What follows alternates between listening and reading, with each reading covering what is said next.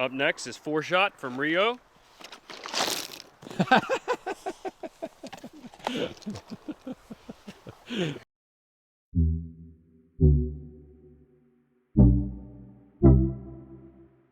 Today on TFBTV, long overdue review of one of the great classics of home defense firearms, the Mossberg 590A1. The Mossberg 500 series is the most produced shotgun of all time, with over 11 million copies floating around.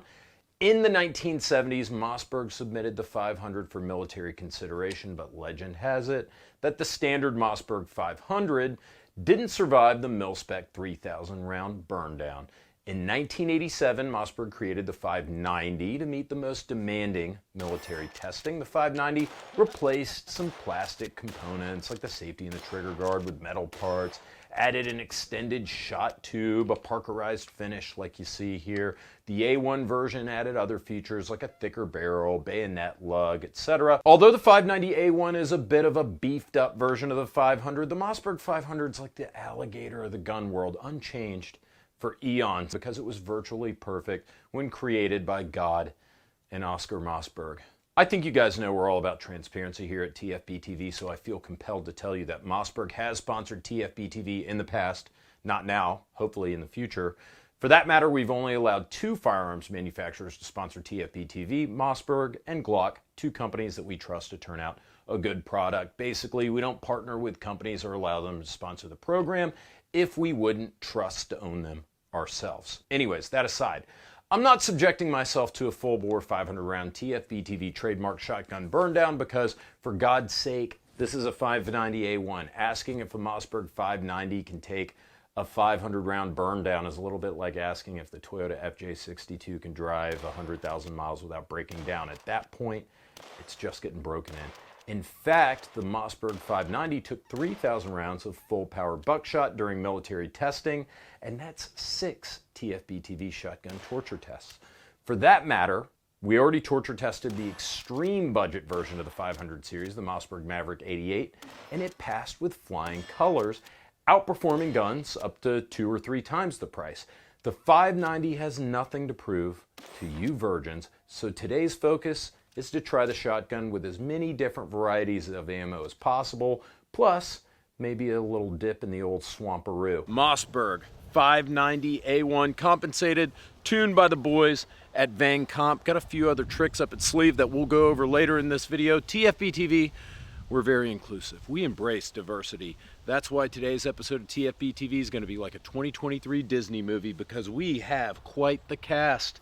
Agala, birdshot, Red Star Ordnance from Serbia, buckshot, bioammo, hot bird steel, wolf slugs, Rio,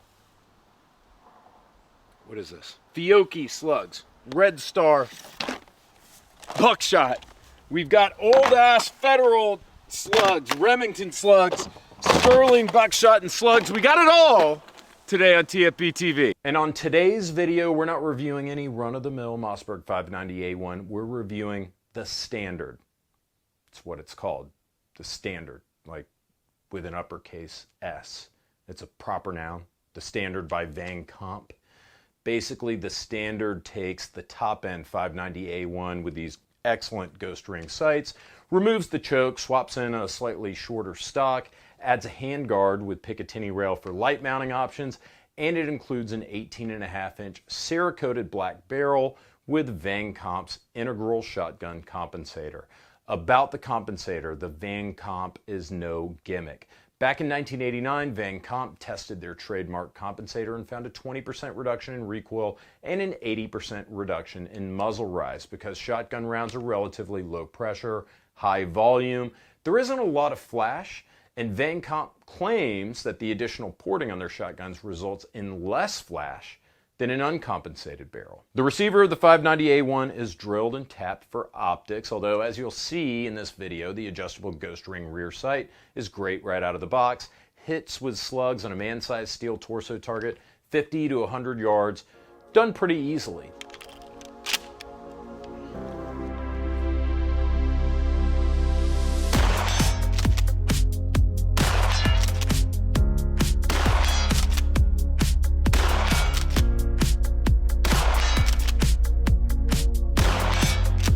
I really like the sights on this thing.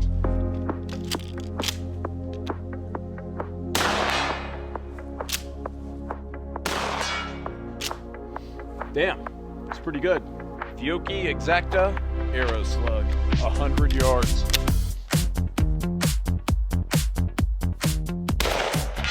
Yeah! Hits with slugs on a man-sized steel torso target from 50 to 100 yards, too easy. The 590A1's known for its reliability, and it features non-binding twin action bars, an anti-jam elevator, dual extractors, and an ambi tang-mounted safety. All moving contact parts are metal on metal, no plastic. Trigger pull is about 7 to 8 pounds with some take-up, but a crisp break. The Parkerized finish looks great, the Cerakote barrel matches well, and it's a handsome addition to this shotgun. The whole package looks great from Vang Comp. The standard comes in at $1,000. $1,000 for a pump shotgun sounds like a lot of scratch, but arguably this is one of the best defensive pump shotguns that you can buy. It starts with the 590A1, the Ghost Ring sight version, as I mentioned. MSRP on that's $856.80, but realistically you can find this version for around $700 street price. The Vang Comp job on the barrel with the Cerakote and everything would set you back $250 plus shipping.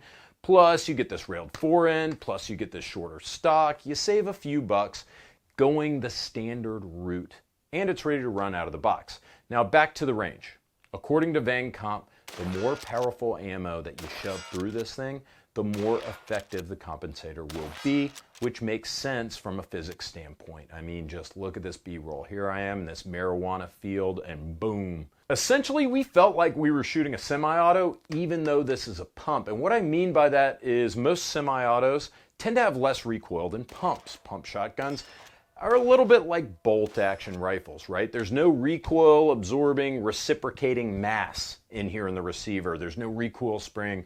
There's no gas system, nothing. Everything going forward also goes straight back into your shoulder. That typically means, and I think any of us who had an uncle who was into guns found this out the hard way when we were like 8 years old, when you shoot 12 gauge ammo through a pump, recoil can be pretty stout.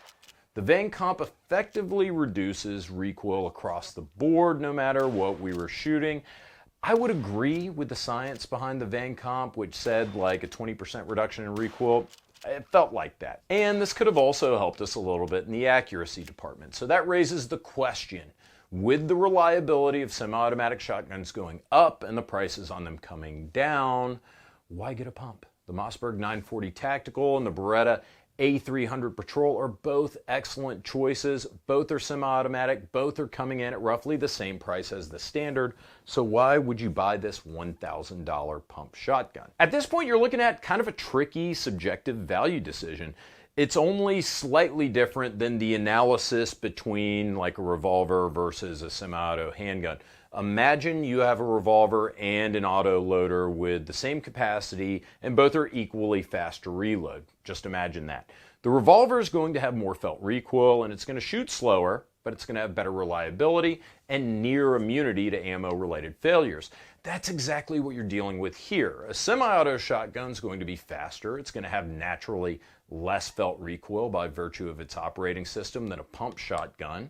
But on the other hand, the legendary 590 is probably going to be more reliable. It's definitely simpler. It's probably going to be more durable and a lot easier to work through ammo-related malfunctions using a pump versus a semi-automatic. Really, the question is, what's more important to you? I could go either way. To perhaps needlessly prove that point, my hetero life mate Ryan took the standard, did something we've never done on a TFBTV shotgun review before. The Bayou Butt Blaster. There's a brackish water Bayou with a silt bottom behind the range. Ryan threw the shotgun in, pulled it out, and here's what happened. Oh, it's bubbling. Ooh. Oh no. Oh. Oh no. Oh. Make sure there's nothing in the barrel before you fucking shoot that shit. Oh my god, that is gross. Oh, it came out of my shoe. Alright. We'll clean all the gunk out with some bio ammo. Looks like that's a 3-shot. Oh, this thing is bathed in silt. Alright, let's see.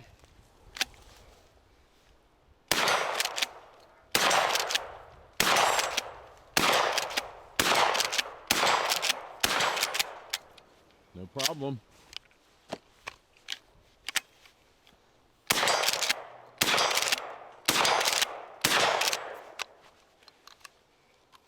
Short stroke it.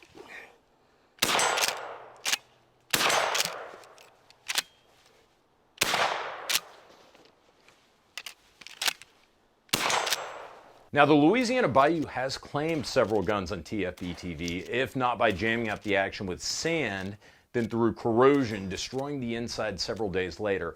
I did not clean or lubricate this gun before or after we took it to the range, and here it is now. It's effing filthy, but there's no corrosion, and everything still operates perfectly. In short, the standard met the standard. It was reliable with every type of ammunition we put through it. Even after we chucked it in the Bayou, it was accurate. Recoil tamed by the Vang Comp compensator.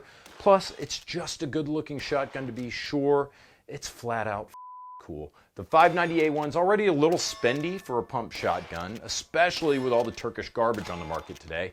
But with Remington getting passed around like your mom in college, I don't know if I would own a pump gun that wasn't made by Mossberg, unless it was maybe the Benelli Nova, if you're looking at tactical pumps. I guess if you're gonna drop $700 or $800 on the Ghost Ring sight version of the 590A1 anyways, maybe just going full Vang crazy on the standard, seems like not a terrible idea. What do you guys think? $700-ish 590A1, or the Vang Comp version for $1,000, or just get a 940 Tactical or an A300 for the same price. Let me know what you think in the comments. Big shout out to Top Gun Supply. Top Gun Supply gives away 6 $250 gift certificates to our users, 6 a month, to our supporters at the $5 level or higher from Utreon or Subscribestar. And thank you as usual for Ventura Munitions for sending all the shotgun ammo we use in this test. Guys, thanks for watching. Stay tuned.